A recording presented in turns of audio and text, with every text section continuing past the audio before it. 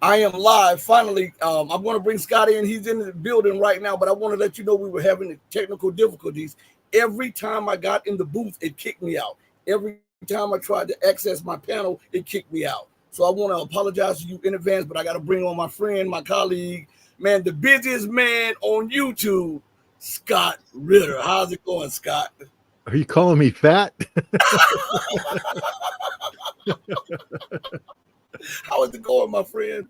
I'm doing great. Thanks. Yourself? Oh man, I'm blessed, and once again, I'm blessed to have you on my show, Scott. Man, listen, I want to say this right now because people don't give you your flowers. Man, you're doing a wonderful and excellent job trying to get the truth out to the masses, and it seems like you're everywhere, trying to talk to everybody. You don't care how small the platform is or how large the platform is. You're trying to get the truth out regardless, man. And my hat goes off to you. I really, really appreciate what you're trying to do. Well, thank you very much. I mean, it's a mutual effort. I think there's a lot of people doing it. I have to be honest. I was never a big believer in alternative media. I was somebody who, because I had worked in the mainstream media arena, always sort of held my nose at alternative media, looked down on it, thought it was a bunch of do-gooders running around causing trouble. But then when you are in the business of trying to inform people, educate people, and you realize that the mainstream media just isn't going to be there for you. They're going to shut you down. They're going to ignore you. They're going to counter you. They're going to attack you. And then you look around and the only people standing next to you are alternative media. And that they aren't a joke, that they're serious, that they are pursuing the truth. And not only that, they're being heard. It was a wake-up call for me. So I salute you, and I salute everybody else who's doing alternative media right now. If it wasn't for your hard work and everybody's collective effort, we'd have no chance at all, because the people would be totally under the influence of mainstream media and the government that controls them. So if you believe in democracy, if you believe in freedom, if you believe in free speech, alternative media is the way to go. And it's warriors like you, warriors for truth, that are making this happen. So thank you. Yes, sir. Scott, before we get into the issue about what's going on in Russia, and you address the 800-pound gorilla in the room about Russia, Ukraine, and the United States, what is going on in Palestine and in that region? Because I was just reading that Israel just struck Syria again, and it took out 2 Hezbollah members and IRGC high-ranking member. How long can Iran allow this to happen? Well, I have to be careful what I say, because I don't want to get you banned on YouTube. But look, I'm somebody who believes that every nation has an inherent right of self-defense, and that I'm also somebody who believes that the right of self-defense extends into preemptive self-defense. I don't think you need to be sitting around while your neighbor screams out, "I'm going to kill you," grabs a shotgun, loads shells in the shotgun, and starts taking steps towards you. Right about that point in time, I think you have a right to assume that he's going to kill you with the shotgun he just loaded, that he's walking, and so you can take him out. Now, I'm not encouraging this kind of, I'm just using that as an example, that nations have a right to defend themselves, and if other nations are preparing to attack you, you have a right to preemptively take out that threat. And that's the case that Israel's making. They're making the case that Hezbollah, assisted by Iran, is preparing to attack Israel. But what's interesting is Hezbollah and Iran haven't attacked Israel. In fact, what Hezbollah and Iran are saying is that we are preparing to defend ourselves from an Israeli threat that always manifests itself in violent aggression against Lebanon, against Syria, etc. So at some point in time, the excuse of preemptive defense is simply a cover for aggression. And that's the case here. Israel is an aggressive state. They're an aggressor state. Israel can make all the claims in the world at once about being the victim of terrorism. And believe me, from 1994 to 1998, when I traveled to Israel extensively, Israel was attacked repeatedly by Hamas terrorists, and that's what you have to call them. I mean, I know one man's freedom fighter is another man's terrorist, but terrorism, there is a definition for terrorism, and that's actions that are designed to achieve a political outcome, generally targeting innocents. And this is what Hamas was doing. They were, blowing up restaurants, they were blowing up discotheques, they were blowing up malls, and it was terrorism. And Israel has wrapped itself in this cloak of victimhood, saying we are the victim of terrorists, therefore we have an inherent right of self-defense. And again, on the surface, one would say, okay, I accept that. Again, neighbor, shotgun, walking towards me, screaming, "I'm going to kill you." At some point in time, I have a right to defend myself preemptively. But then to buy into that, you have to accept, and this is the part that took me a long time the hurdle to cross, that Israel's very existence is an affront to the Palestinian people, because Israel has never agreed to exist in accordance with the foundational understanding that there would be an Israeli state and a Palestinian state, that Israel was always a project of religious Zionism, even though the majority of people implementing it were secular in nature. But when I say religious Zionism, that's Zionism, the return of Jews to the Holy Land, that was founded on certain Jewish understandings of the Bible and their biblical right. 3,000 years ago, there was a Jewish state, therefore a Jewish state must be allowed to exist in Israel today. And they, you hear people condemn the Palestinians, and I used to be a little harsh on the Palestinians, from the river to the sea. I was like, man, that's very intolerant.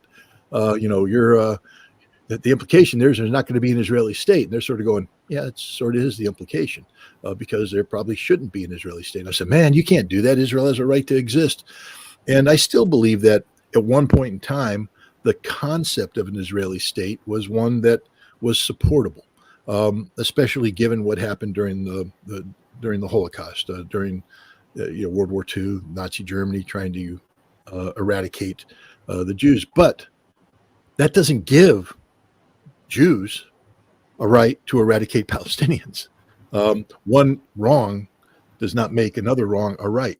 And I had read about the Nakba, like others. I'm very good at history. I read a lot of history, but like many people, I imagine history doesn't necessarily sink in until it becomes personal. You read words on a book, you see concepts, you can look at photographs, but it doesn't resonate, especially if you've been inundated with a particular narrative. And the narrative, of course, is the one that was driven by Hollywood. For instance, I read Leon Uris's book Exodus. I saw the movie. Paul Newman made a compelling Jew, even though he wasn't.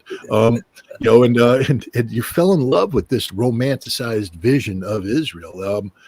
In the 1973 war, I followed it, but I never was, saying, "All right, Egypt, cross the Suez Canal.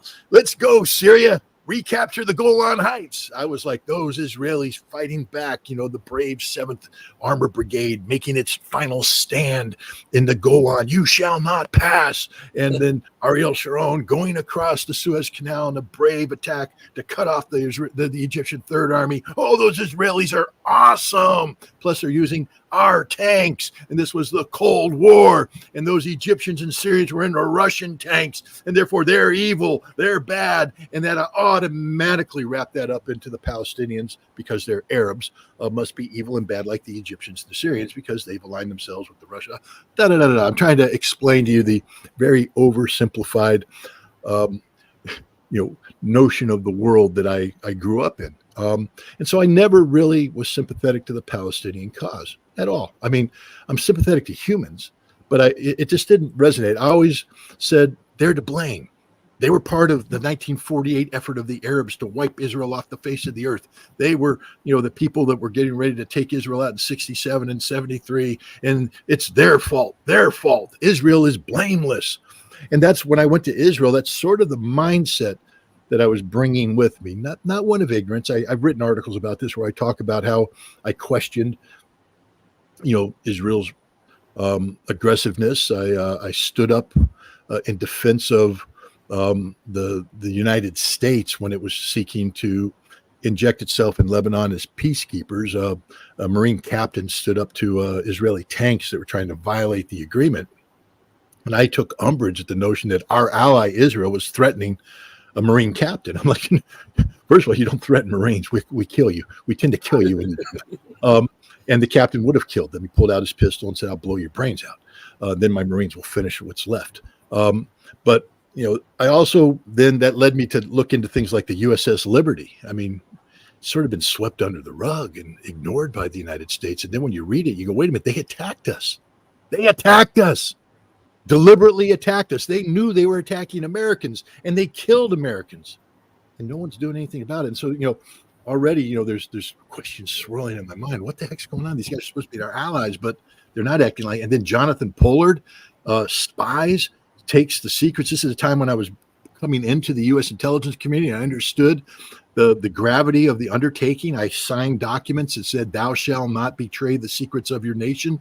And then I looked at what Pollard gave away, and I go, he gave away the crown jewels. I mean, he gave away the really, really, really important stuff that cost us billions of dollars to collect, and he gave it away to Israel, who then gave it away to Russia or the Soviet Union. The Israelis weren't our friends. I mean, this was obvious. But I went to Israel and I worked with them to take out, to work on eliminating Iraqi weapons of mass destruction. I became close friends with them. But I was always uncomfortable by the Palestinians. You're sort of there, in Tel Aviv, drinking Gold Star beer at the bar, and you're going, "Hey, you Israeli guys are cool, man. Your women are beautiful. Wow, this is really nice. What about that village up on the hill?" We don't talk about that, Scott. Why not? Those are Palestinians. Don't look, Scott. Don't look. Why? Because you might see things that you don't want to see. I mean, there's one time I rented a car on one of my few days off, and my wife had come to Israel with me early on, and I took her to Nazareth. My wife is Orthodox Christian. She's faithful. I'm a Marine. I'm not as faithful as she is. I'm working on spirituality, but I'm not there, But she's the real deal. I mean, I took her to Jerusalem. We walked I guess it's the Via del Rosa, the path that Jesus walked with the cross. She's crying. It's very meaningful to her. We go to the River Jordan, where Jesus was baptized by St. John the Baptist, and she puts her feet in the water, and she's there. So we went to Nazareth, birthplace of Jesus, and we went to a church that's built over a spot that people say this could be where Jesus was born. And we bought icons, and in Orthodox Christianity, iconography is a big deal. It means a lot. And so, I mean, they hang in our house to this day, and she prays to them every night before she goes to sleep. And so she had asked me, could you bring another icon? And I went, yeah, sure, I can do that.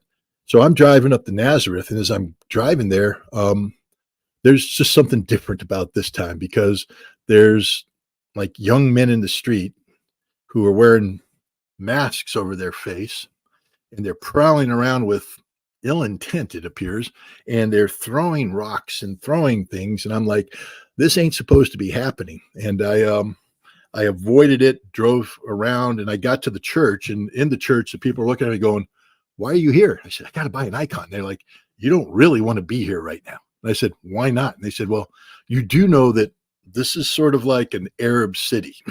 It's called Nazareth. It's in Israel, but there's a lot of Arabs that live around here who are very angry at what the Israelis are doing to the Palestinians and the Arabs.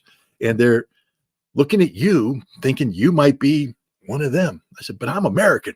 They said, "Well, get the hell out of here." They sold me the icon. I got it there. And when I got back to Tel Aviv, my Israeli host called me up and he said, "Scott, are you back?" I said, yeah, I'm back. He goes, "Whew.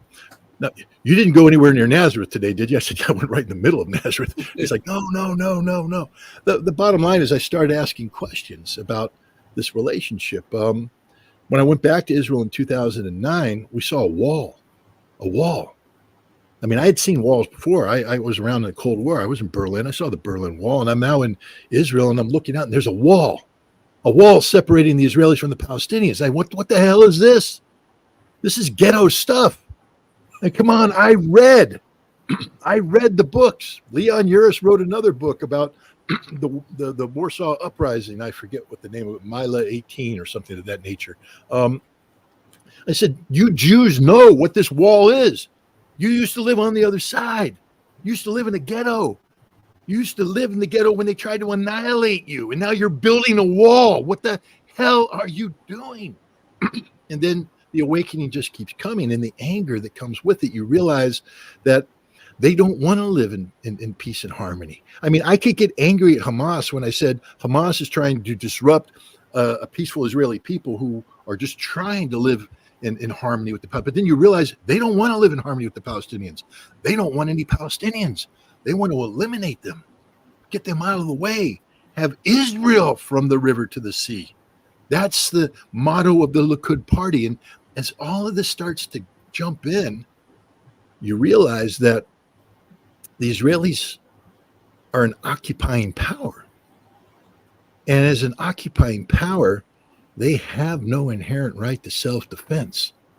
So now I have to look at that guy with the shotgun and walking across the street. See, I was looking at it as if he's coming to my home to attack me in my home. But what I have to look at it is I stole his home. I stole his home, and I've been attacking him. And he's coming out to defend himself against me. That's the reality of the Palestinians. That's the reality of Hezbollah. That's the reality of Iran today. They're not attacking Israel. They're defending themselves from Israel, which is the greatest threat to peace and security in the Middle East today. Israel is the root of all evil, the root of all problems. Now, this might get you kicked off of YouTube, and I apologize for that, but you asked the question, you get the answer.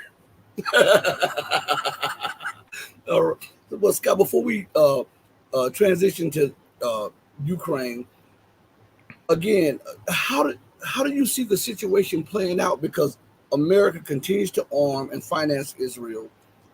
We continue to see that she ignores international law. And now we saw this morning that there was a strike in Syria that killed an RGC. I think he was either a colonel or a general, and they killed 2 Hezbollah fighters. How long can Israel do these things without a full-scale retaliation from Iran and Hezbollah?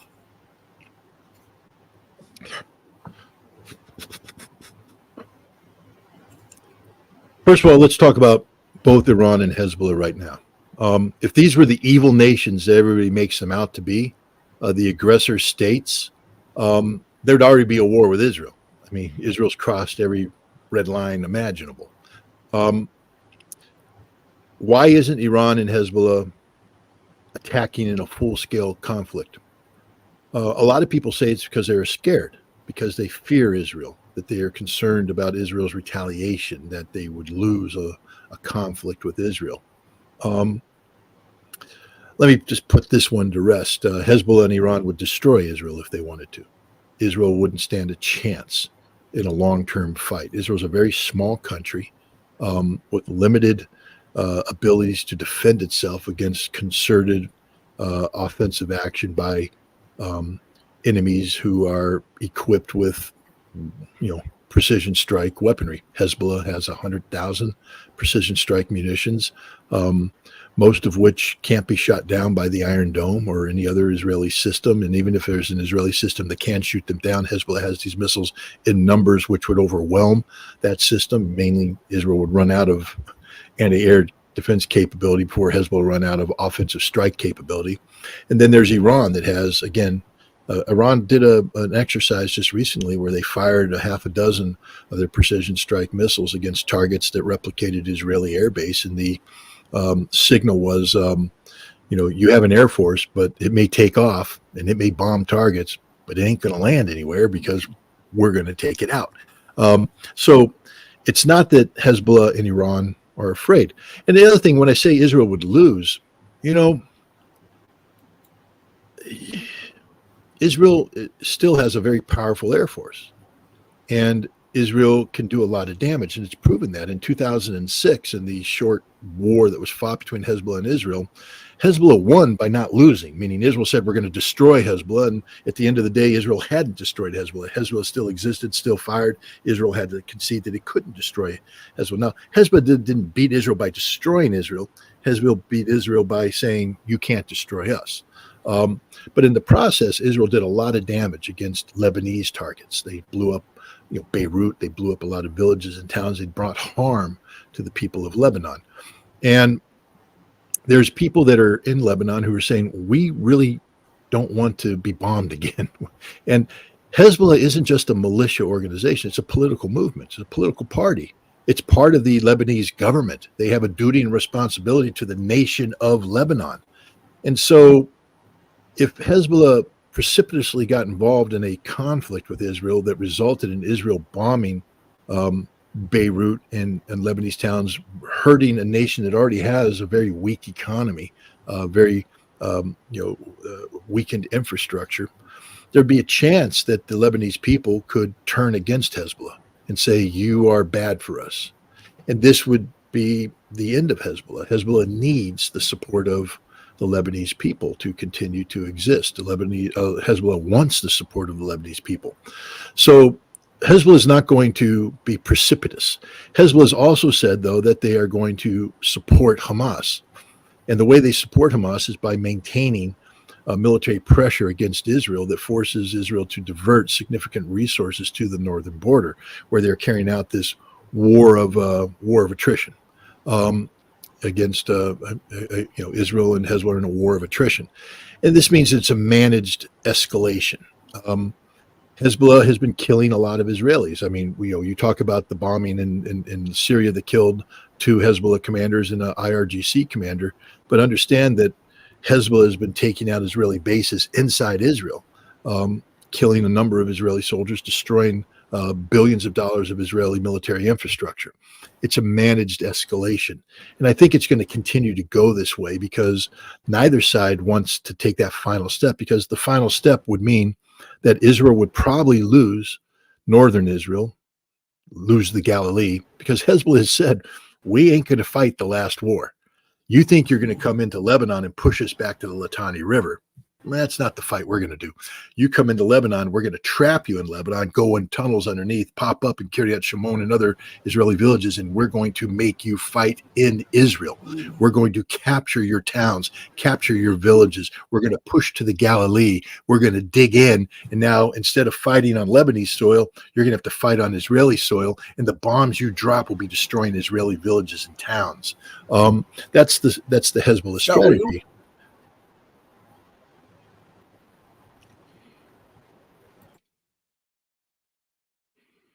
Hello, Okay, did we lose you? Yeah, we're here. Something is happening. We lost your connection. We got half of what you were saying, but we lost your picture. Well, I'm just saying that the war, a future war, isn't going to go the way that Israel wants it to go, and so that's why I don't think Israel is going to take the step to full-scale war, and I don't think Hezbollah is going to take it. Now, that doesn't mean mistakes can't be made. I mean, Israel killed some people. What if they kill the wrong person? Then Hezbollah has to retaliate, and Hezbollah kills the wrong person, and now we've got this situation, cascading out of control. But this isn't about Hezbollah or Iran or the Houthi, who are out there blowing ships up, cutting cable lines, and making their presence known. This is about Hamas and the people of Gaza. That's where the real resistance is taking place right now. And Israel has not defeated them, and Israel won't defeat them. That's a statement of fact. I've talked about this before, but I'll bring it up again. For Westerners, we look at the humanity that appears on our television screens out of Gaza, and we see Palestinians who are hungry, starving, diseased, homeless, and suffering unimaginably. And we automatically view them as inferiors, and not because they're inferior human beings, but their situation is inferior. We say, well, here we are in our homes, we got heat, we got food, and these poor people are there suffering. What can we do to help these poor people? And they do need help. I mean, but let's stop disrespecting what's happening in Gaza. This is resistance. Now, innocent civilians that have no weapons, they can only resist by surviving, by being compelling. If you remember, there's a movie Gandhi. And again, Hollywood is a difficult thing. You never know how things, play out in Hollywood. If they ever made a movie about me in Hollywood, I wouldn't be a fat old man. I'd be played by Brad Pitt or some stud warrior. Maybe Ryan Gosling could play me, and take off his shirt and show something that could never exist in reality. Chiseled abs, and oh man, to only be Ryan Gosling. But that's Hollywood. It's fake. But there was a scene in the movie Gandhi where the Indians were protesting peacefully, nonviolently, and the British colonialists had their police officers with their sticks trying to break up, and so they'd send the police officers forward who would beat these guys down into the ground. Down they go and back off. Then the next guys would step up, and the colonialists sent the cops forward, and they beat them down. Down they went, and then the colonialists finally realized, we're going to have to beat them all. And they backed off. The Gazans these civilians are the epitome of nonviolent resistance. They're resisting by surviving. They're resisting by living. They're resisting by being. And it's not just, again, from our Western standpoint, we might call that pathetic. We might say, well, gosh, this is wrong. You shouldn't just be doing that. But see, I think we in the West have to re-educate ourselves about the Palestinians. I know I have. I'm still in the process of re-educating myself. But their leader, Shinwar, wrote some nonfiction. I mean, wrote some fiction, wrote novels. And I think the name of one of his books is Children of the Camp. Or the camps. And when you read this, you suddenly realize that all the Palestinians are children of the camps. They were born in refugee camps. These are third and fourth generation refugees. They have known no other existence than the camps. And they know that if nothing changes, they were born in the camps, they will live in the camps, and they will die in the camps. That is their fate. They are attached to the camps. And so for a Gazan to die in the camps is not what we think it is, an act of futility. It's an act of resistance. They are saying we are children of the camps. We're not leaving the camps until the camps turn into our homeland, till the camps become Palestine. We are fighting for Palestine. And here's the other thing. You know how Israel is fond of saying, well, the Gazans are Hamas. They're the same thing. Yes and no. No, because the civilians in Gaza aren't armed and they're protected under international law, and Israel is committing genocide and targeting them. But yes, because Hamas isn't a foreign entity. It's not like here's Gazans here. Hamas comes marching across the border. Hey, we're from over there. We want to come here and help you. We're the outsiders trying. This is what America does. We see people in need. Hey, we're sending in the Marines. Marines come in and they fight and all that stuff. And you're like, well, there's a difference between the Marines and the people they're fighting. Hamas are just children of the camp who have picked up weapons and are defending themselves against the Israeli occupiers.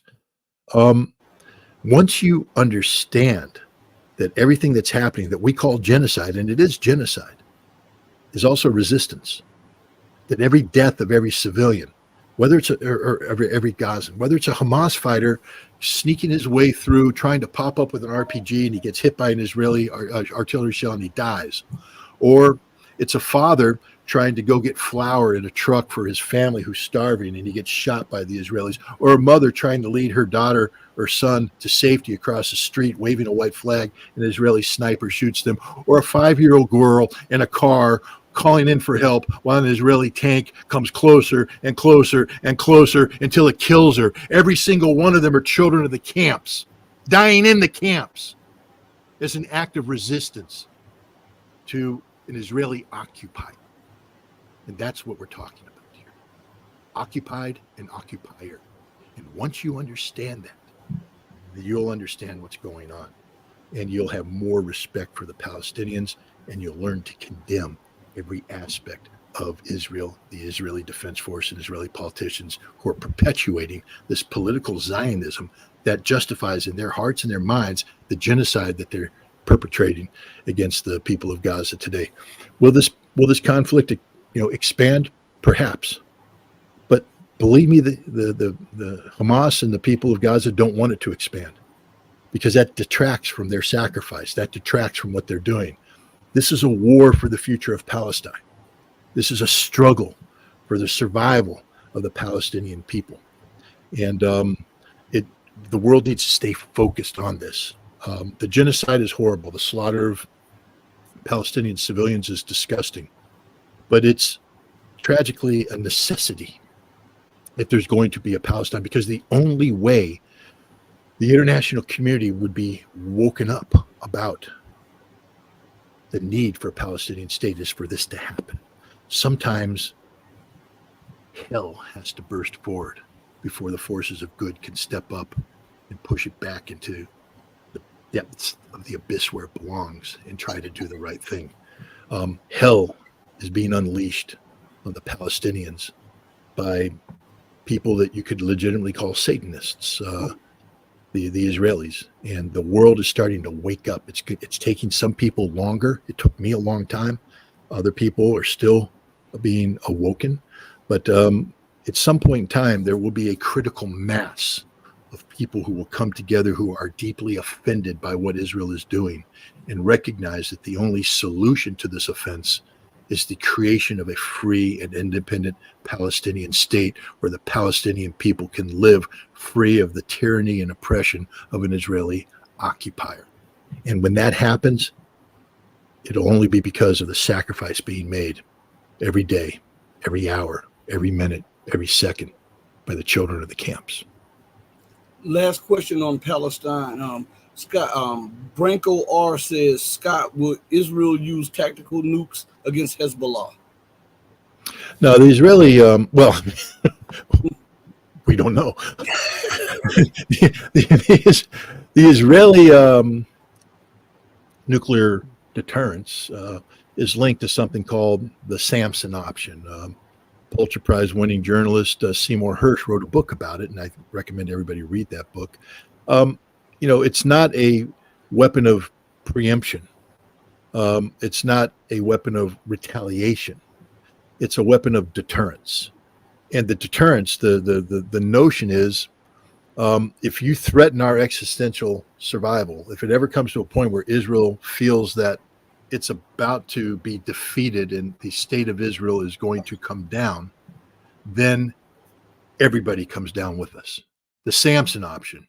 Read the Bible, Samson, Delilah. Samson was a strong man, had the long hair. Delilah seduced him, cut his hair, made him weak. Then he was being held to account. He prayed to God as they were in the temple, passing judgment on him, and God gave him the strength to push down the pillars and bring the temple down on everybody, including himself. The Samson option is Israel pushing down the temple, bringing everything down, killing everybody. So the only way that Israel would use weapons against Hezbollah is if Hezbollah, either by itself or with others, threatened the very survival of Israel. And then Israel wouldn't just use weapons against Hezbollah, they would use weapons against every one of their Arab neighbors. And this is something that the Arab states need to reflect upon here as they basically cave into Israel and do Israel's bidding when vis-a-vis the Palestinians, that Israel threatens their very existence, that you can't just ignore this issue. You can't say, I'm not part of this. Israel doesn't care what your policy is. Israel cares about the fact that you exist. And the Israelis, again, are a nation that puts Jewish life, Israeli life above all else. Everybody else, and here we have to deviate from the Torah, which is biblical in its origins, to the Talmud, which is basically the insane ravings of insane men.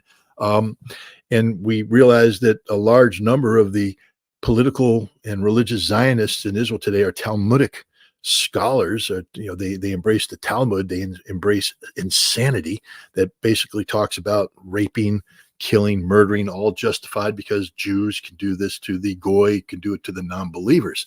And so understand that if you're an Arab neighbor of Israel, you can't avoid being destroyed if Israel decides to bring the temple down. You're going to be destroyed.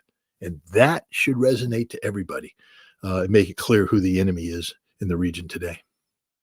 Thank you, Branko R. Now, Scott, transitioning to the 800-pound gorilla in the room, what is going on in Ukraine, and where are we headed, especially after the leaked tapes of Germany admitting to the explosions with the pipeline, and Macron wanting to station troops into Ukraine openly? And where are we headed, and what's going on?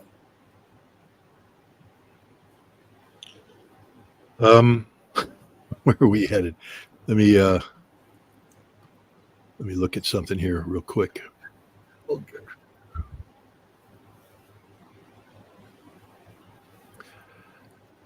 Oh, mischief, thou art swift to enter into thoughts of desperate men. Now, you might say, Scott's gone crazy. And maybe I am. But it's a quote from Romeo and Juliet, in the minds of desperate men.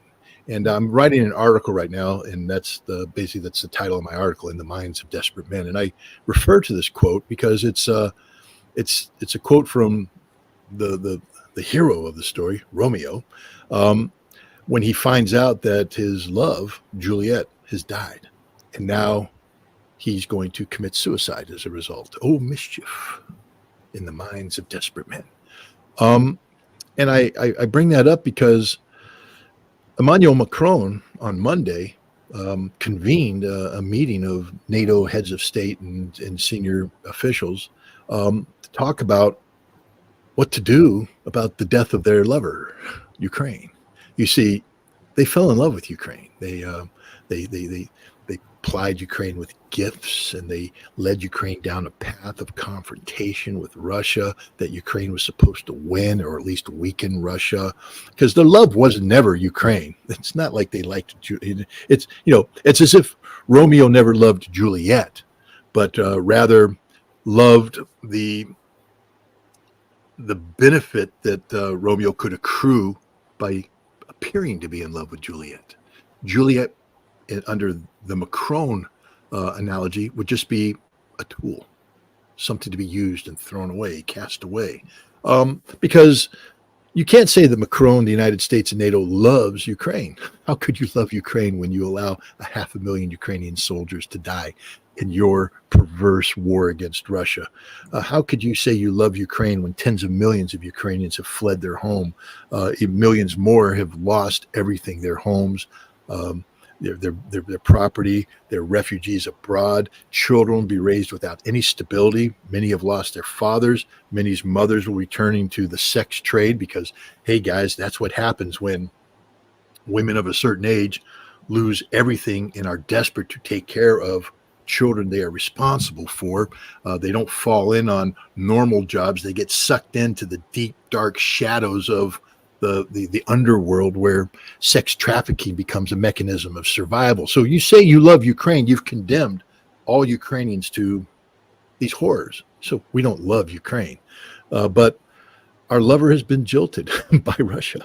You see, our lover was supposed to dig into Advievka and make Advievka this fortified town outside of the city of Donetsk, to make it a death trap for Russians. The Russians were supposed to come into Advievka and bang their head against the reinforced concrete wall and die. And oh, wait a minute, the town fell. What happened? Russia took the town. Not only did Russia take the town, but they killed all the Ukrainians, drove the others out, and the Ukrainians fell into a second line of defense around a village called Orlovka, and it was supposed to be the line of defense like the Surovikin line, like the Russians did, that the attackers would break their necks trying to attack, and Orlovka fell. And there is no third line. There's no more Ukrainian army. It's been dissipated. There's nothing there. Gaps are appearing in the line. The Russians are advancing, taking 5, 6, 10, 12 villages a day in a relentless assault. It's over. It's over. It's over. My lover is dead. Oh, mischief in the minds of desperate men. So Macron calls people together and says, we might have to deploy our forces into Ukraine. And because he's desperate, he's looking around saying, we have no other choice. We have no other option. We got to go in. We have to defeat Russia. We must defeat Russia. And everybody else went, whoa, whoa, whoa. Hold on there, desperate lover boy. We ain't going to let that happen. We're not sending our troops there. That's not going to happen. So first you go, oh, sanity has prevailed. Thank God, especially Olaf Scholz. Because Olaf Scholz said, no, ain't going to be no Germans going in there. Ain't going to. But wait a minute. They just released the transcripts of 2 insane German officers talking to each other about how they're going to take the Taurus missile and they're going to give it to the Ukrainians, but they're going to have Germans go with it to help them use this. And they're going to take 10 to 20 of these things and target against the Crimea bridge to bring it down. That's attacking Russia. And you realize that we're not getting the whole truth here. And then the Germans said something interesting too. They said, well, we're not going to send regular troops, but there are already NATO troops. Like those British have their special forces in Ukraine doing stuff. And the British are like, shame on you for revealing secrets. They didn't say, no, you're lying. They were like, shame on you for revealing secrets. So we do have, and my point is that it's happening. The West is deploying troops to Ukraine for the purpose of achieving the strategic defeat of Russia. And this is where people need to start waking the beep up. Vladimir Putin just yesterday, I believe, gave a speech to the Russian parliament. It's an annual event. He speaks, and his speeches tend to reflect on the year that was and the year that's going to be. He's talking to them about what to expect. And he said some interesting things. First of all, he continued a theme that has been maturing during the entire time of his presidency. Understand that Putin took over Russia when Russia was in absolute despair. The decade of the 90s destroyed Russia, drove Russia into a deep abyss. It was designed by the West to destroy Russia. It was a deliberate action by the West to weaken Russia politically, economically, militarily, and then keep them down. They worked with Boris Yeltsin, Russia's first president, who from 1991 until he resigned in 1999 was compliant. He could scream, he could throw temper tantrums, but at the end of the day, Russia did what he wanted. The oligarchs built this powerful economic class that stole Russia's wealth, took it to the West. Pensions dried up. Nobody was paying pension. An entire generation, the greatest generation, we call them in the United States, the World War II veterans, the heroes that fought on the front line and in the rear area building the weapons. Molly the Riveter, you remember her, the lady with the big arms, and she was building the engines while the men were fighting on the front lines. That greatest generation that we in America never really celebrated. Tom Brokaw wrote a book, but that was about it. Well, in the Soviet Union, they worshipped these people. They revered them because they understood 27 million people died to fight Nazi Germany. And they understood the sacrifice. And they said, this is a generation that we will respect. We respect our elders until the 1990s came. And then the pensions went away. And the elders started to die of hunger, starvation. They were abandoned in apartment buildings. And then the criminal class came in and said, we like those apartment buildings. So they started murdering the elders. They take them to the edge of the village, pop them in the head, roll their bodies down the ditch, make them disappear. And then the local prosecutor, the local police would come in, call it a natural death, turn the property over at fire sale prices to the mafia who resold them and made money. The whole industry, millions of pensioners died this way, millions, and it's because of the West. Millions of Russians committed suicide because they had no hope. I'll give you an example. In Crimea, they were supposed to build a nuclear power plant. And so on the time of the Soviet Union, so they had the thing done. They recruited the scientists and their families, and they relocated them into a city, apartment buildings that were going to be supportive and all this. But then the Soviet Union collapsed, and Ukraine went, we ain't building the nuclear power plant. All these guys who had moved to Crimea now are unemployed and unemployable because Crimea doesn't care about them because they're Russian. And so they leave them alone. And one by one, these nuclear scientists kill themselves and their families. This happened throughout the entire Russian Federation. Alcoholism, life expectancy rates plummet. People gave up hope. And we're talking about some really, really dark times that we in the West have no clue whatsoever. We talk about the Great Depression in America, John Steinbeck, The Grapes of Wrath, of Mice and Men. We see all that stuff, but that was nothing compared to what was happening in Russia. Nothing compared to what was happening in Russia. Total societal collapse. Total societal collapse. And Vladimir Putin became president. He said, not anymore, not on my watch. And he saved Russia. It wasn't pretty, it wasn't easy, and it's still ongoing. I mean, when you dig that deep of a hole, it takes a long time, not just to get out of the hole, but even as you climb above the hole to get the dirt off of you that accumulated from that. And remember, when he started his crusade to save Russia, who does he have around him? Nobody. Nobody. Literally no one. They're oligarchs. They're corrupt. The wolves that were hanging around Yeltsin trying to divide the body. America that claimed to be the friend, but we weren't the friend. The world, nobody liked Russia. Putin was alone, literally alone, one man against all of this. And look what he did. It wasn't pretty. I mean, people are out there saying, oh, he's a criminal. Maybe. But, my God, if you're down there where he was and the rule of law means nothing, maybe you got to break some laws.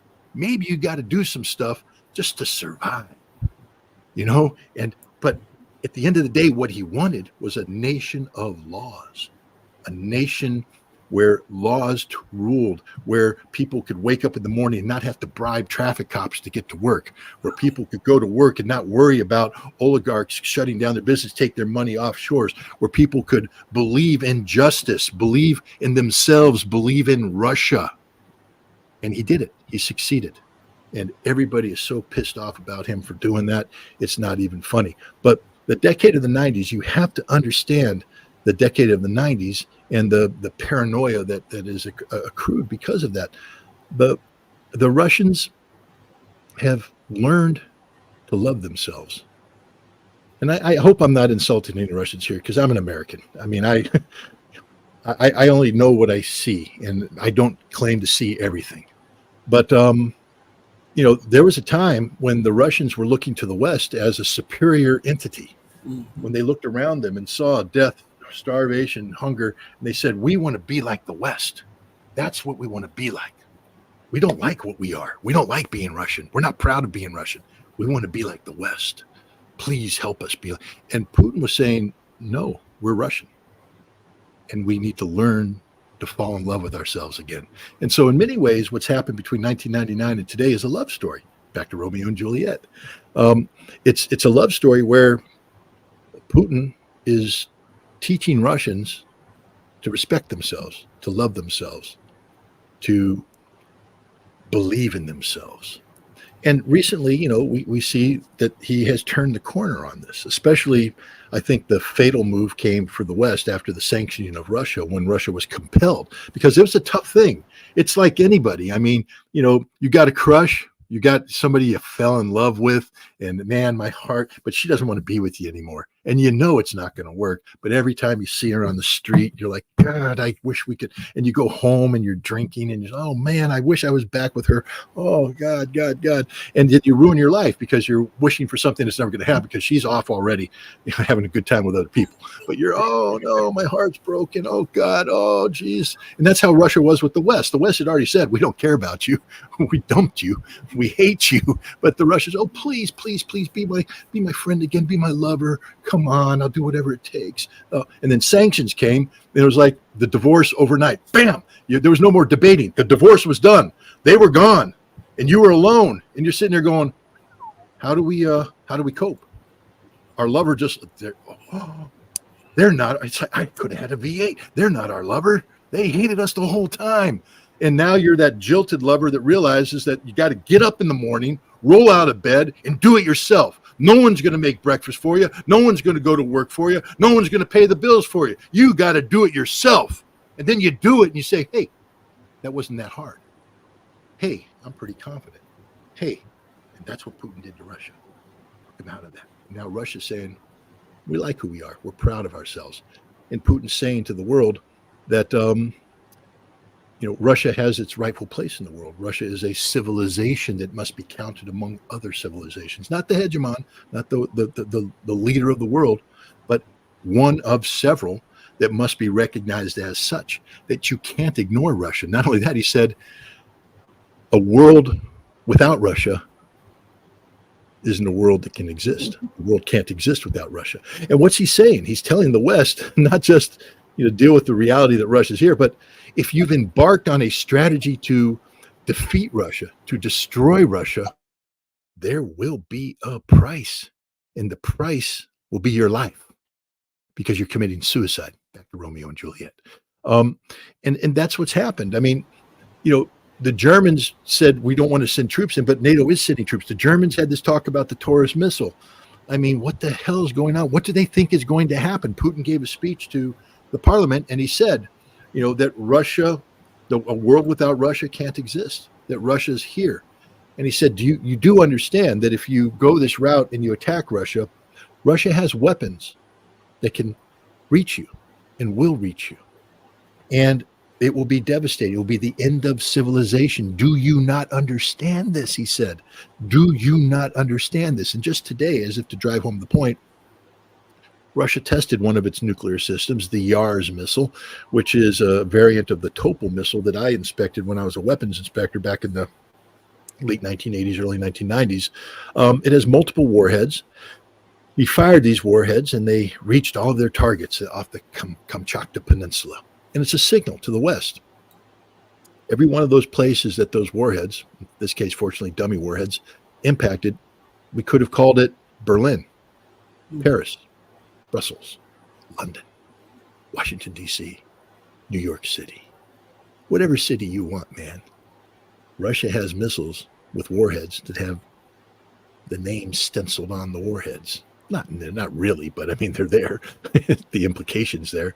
And so here's the thing. The West talks about words. Russia talks with action. Now, they're not attacking the West, but they're saying straight up, if you do this, you will die.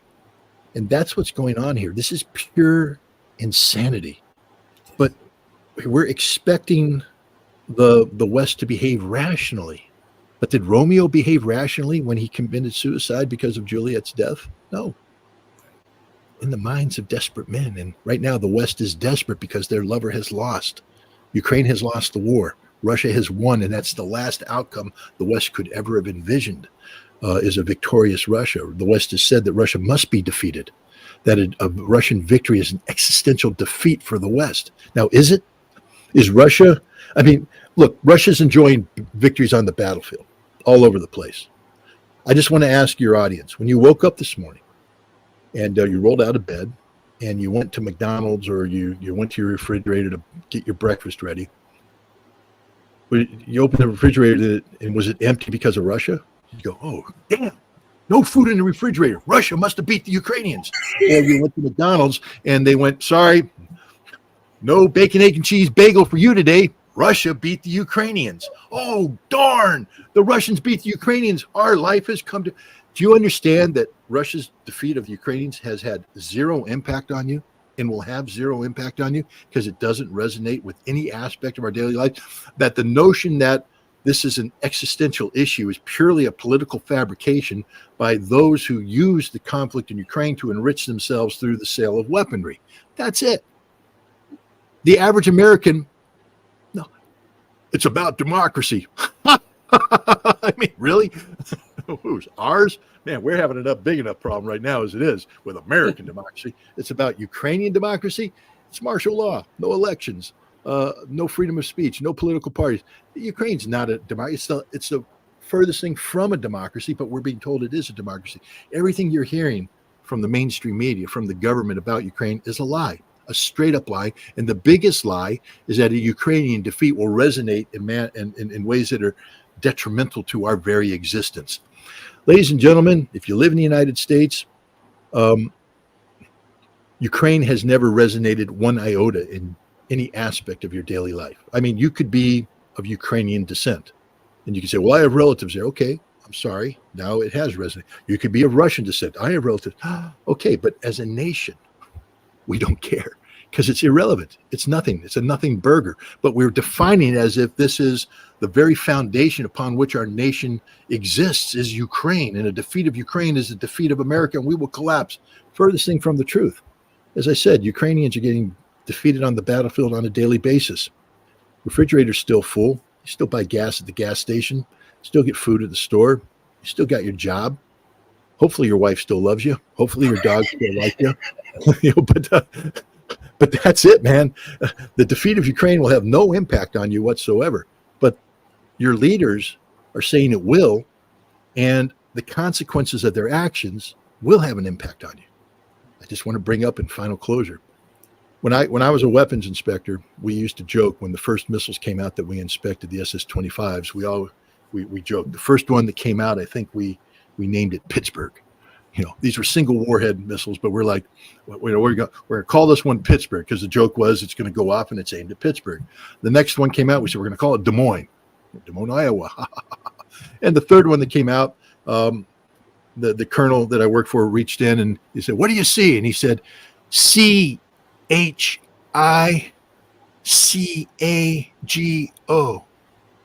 And everybody's like, "Oh, Chicago." That's a funny one. But that was, so then we were told that we had to stop doing that because it was too close to being true. It was not too, it's like, we really shouldn't joke about the fact that these missiles are being built to hit America. But my point is that those missiles were built to hit America. The Yars missile they just tested is built to hit America. I want every American to understand that. It has multiple warheads.